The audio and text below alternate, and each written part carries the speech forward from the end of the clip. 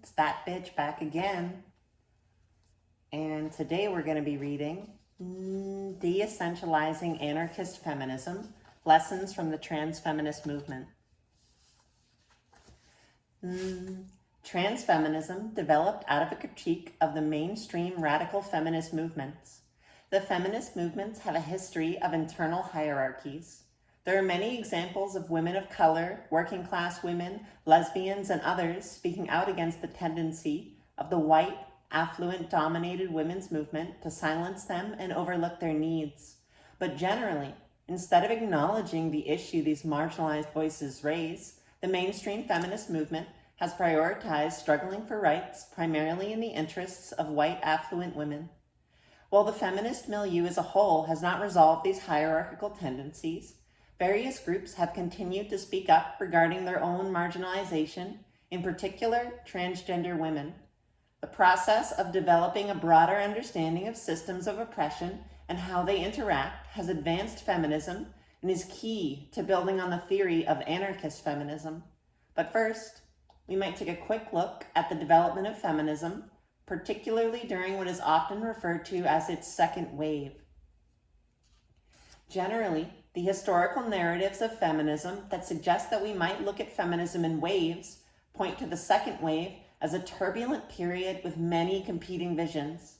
I'll use that perspective here, though I also realize that the narrative is problematic in a number of ways, particularly its Western and US bias, and I want to acknowledge that. I'm from the United States, which is the context in which I organize and live. This particular narrative is useful here for noting some larger tendencies within feminism, particularly where I'm from, though again, I want to acknowledge that this process, while descriptive, engages in some of the kinds of exclusions I am criticizing in this chapter. I also want to acknowledge that this is a story for drawing out some necessary and important divisions, but any categorization can be problematic, and how could a transfeminism not recognize and acknowledge this problem? There have been theories of liberal, radical, Marxist, and socialist feminism that do not fit this particular narrative. I want to stress, however, that I find it useful in describing theoretical pasts and presents in order to draw out a radically different feminist and anarchist future.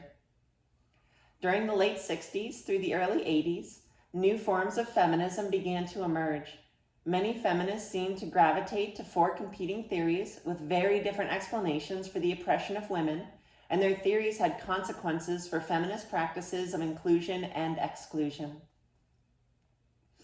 Like their historical predecessors of the first wave, who are mainly concerned with voting rights, liberal feminists saw no need for a revolutionary break with existing society. Rather, their focus was on breaking the glass ceiling, getting more women into positions of power, political and economic.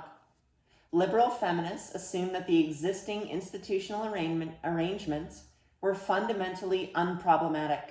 Their task was to see women's equality accommodated under capitalism. Another theory, sometimes referred to as radical feminism, argued for abandoning the male left as it was seen as hopelessly reductionist.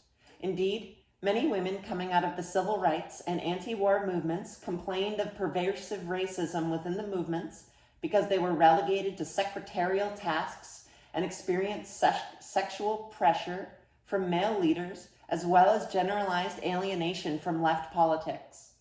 According to many radical feminists of the time, this was due to the primacy of the system of patriarchy, or men's systemic and institutionalized domination of women. To these feminists, the battle against patriarchy was the primary struggle to create a free society. As gender was our most entrenched and oldest hierarchy, this made a neatly defined sisterhood important to their politics. Marxist feminists, on the other hand, tended to locate women's oppression within the economic sphere. The fight against capitalism was seen as the primary battle, as the history of all hitherto existing societies is the history of class struggles. Further, Marxist feminists tended to believe that the economic base of society had a determining effect on its cultural superstructures. Thus, the only way to achieve equality between women and men would be to smash capitalism, as new egalitarian economic arrangements would give rise to new egalitarian superstructures. Such was the determining nature of the economic base. The argument was mapped out quite eloquently by Marx's companion Engels. Out of the conversations between Marxist feminism and radical feminism, another approach emerged called, quote, dual systems theory, unquote, a product of what came to be dubbed socialist feminism. Dual systems theory argued that feminists needed to develop a, quote, a theoretical account which gives as much weight to the system of patriarchy as to the system of capitalism, unquote. While this approach did much to resolve some of the arguments about which fight should be primary, as in the struggle against capitalism or the struggle against patriarchy, it still left much to be desired. For example, Black feminists argued that this perspective left out a structural analysis of race. Further, where was oppression based on sexuality, ability, age, etc. in this analysis? Were all of these things reducible to capitalist patriarchy? And importantly, for this chapter, where were the experiences of trans folks, particularly trans women?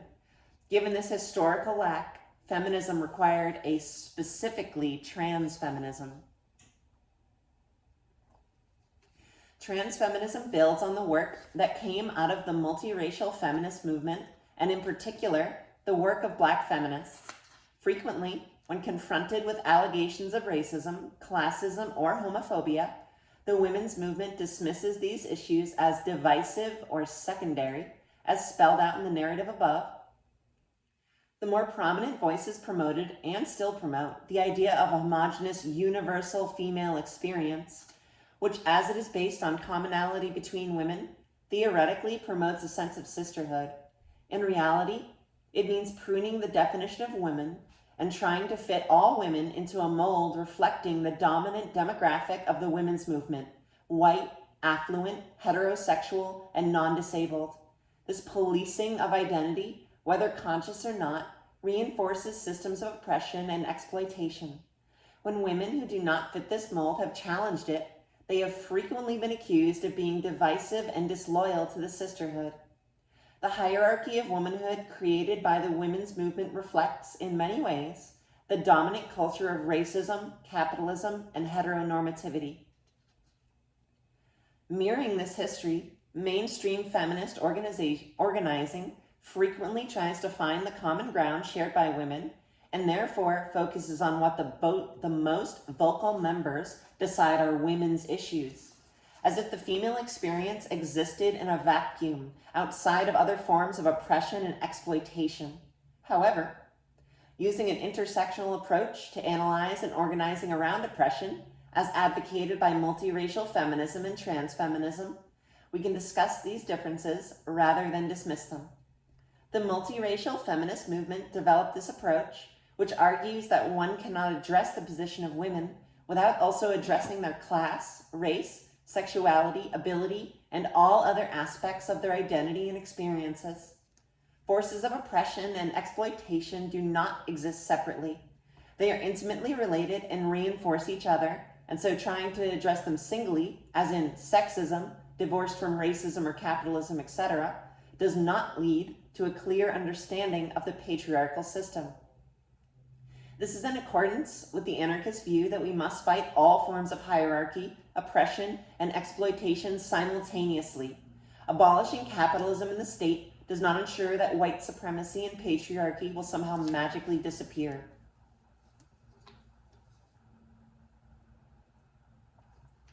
Tied to this assumption of a, quote, universal female experience is the idea that if a woman surrounds herself with those that embody that universal woman, she is safe from patriarchy and oppression.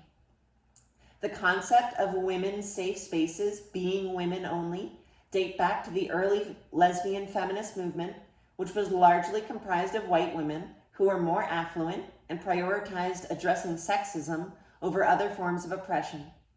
This notion that an all-women space is inherently safe not only discounts the intimate violence that can occur between women, but also ignores or deprioritizes the other types of violence that women can experience, from racism, poverty, incarceration, and other forms of state, economic, and social brutality.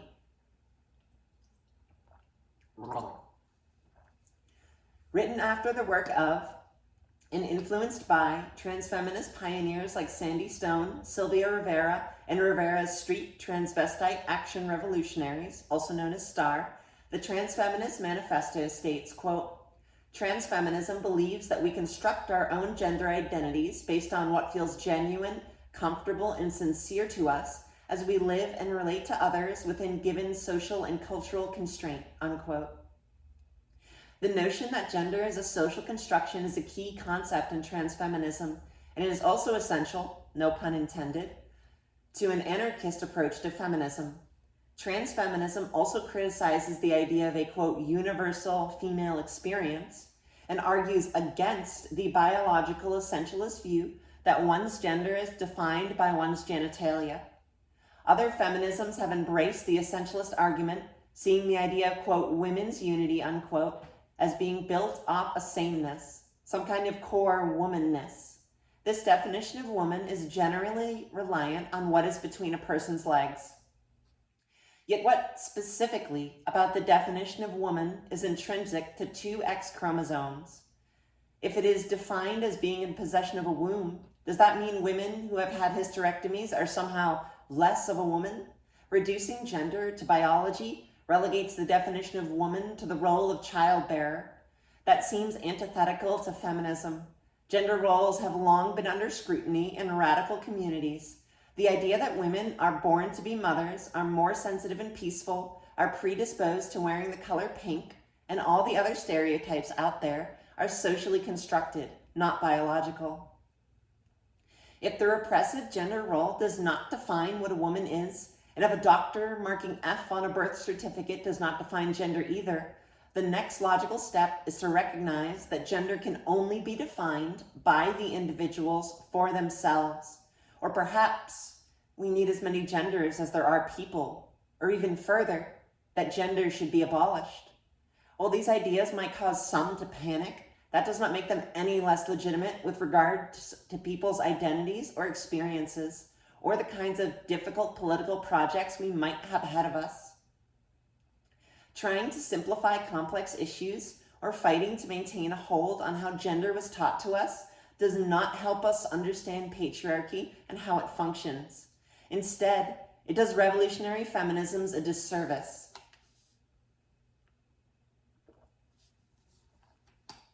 Having encountered a lack of understanding of trans issues in radical circles, I feel it is important to note that not all transgender people choose to physically transition, and that each person's decision to do so or not is their own. The decision is highly personal and generally irrelevant to theoretical conceptions of gender. There are many reasons to physically change one's body, from getting a haircut to taking hormones. One reason might be to feel more at ease in a world with strict definitions of male and female. Another is to look in the mirror and see on the outside the popular understanding of the gender one feels on the inside. Surely for some, it is belief that the gender is defined by the physical constructions of one's genitalia. Too often, however, radicals are unfamiliar with trans politics, and ideas react strongly to individuals' choices with regard to their bodies, rather missing the point altogether.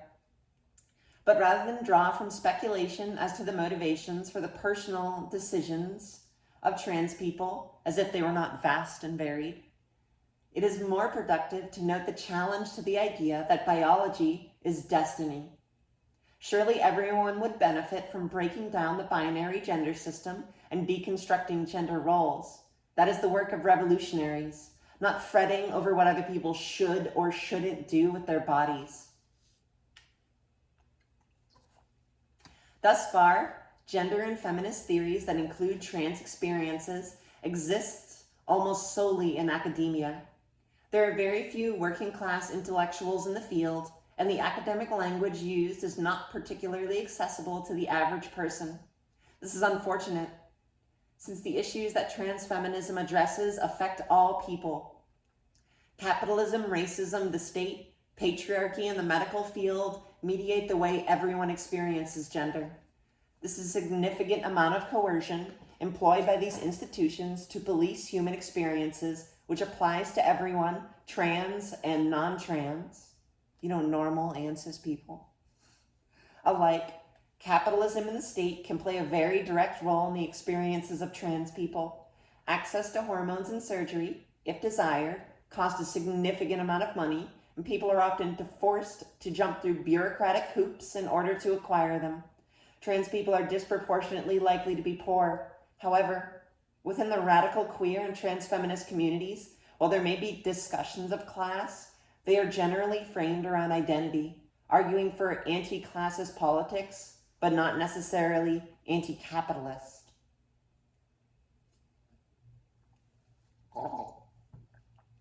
The concepts espoused by transfeminism help us understand gender, but there is a need for the theory to break out of academia and to develop praxis among the working class and social movements generally. This is not to say that there are no examples of transfeminist organizing, but rather that there needs to be an incorporation of transfeminist principles into broad-based movements. Even gay and lesbian movements have a history of leaving trans people behind. For example, the Fight for Employment Non-Discrimination Act, which does not protect gender identity. Again, we saw a hierarchy of importance. The mainstream gay and lesbian movement often comprises throwing trans folks under the bus rather than employing inclusive strategy for liberation. There is frequently a sense of scarcity of liberation within reformist social movements. The feeling that the possibilities for freedom are so limited that we must fight against other marginalized groups for a piece of that pie.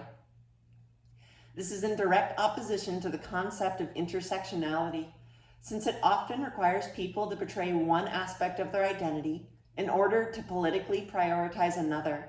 How can a person be expected to engage in a fight against gender oppression if it ignores or contributes to their racial oppression? How does one aspect of their identity and experiences end and another begin? Anarchism offers a possible society in which liberation is anything but scarce. It provides a theoretical framework that calls for an end to all hierarchies, and as Martha Acklesberg suggests, it offers a perspective on the nature and process of social revolutionary transformation, as in the insistence that means must be consistent with ends, and that economic issues are critical, but not the only source of hierarchical power relations. This can be extremely valuable to or for women's emancipation. Anarchists need to develop working class theory that includes an awareness of the diversity of the working class. The anarchist movement can benefit from the development of a working class anarchist approach to gender issues that incorporates the lessons of transfeminism and intersectionality.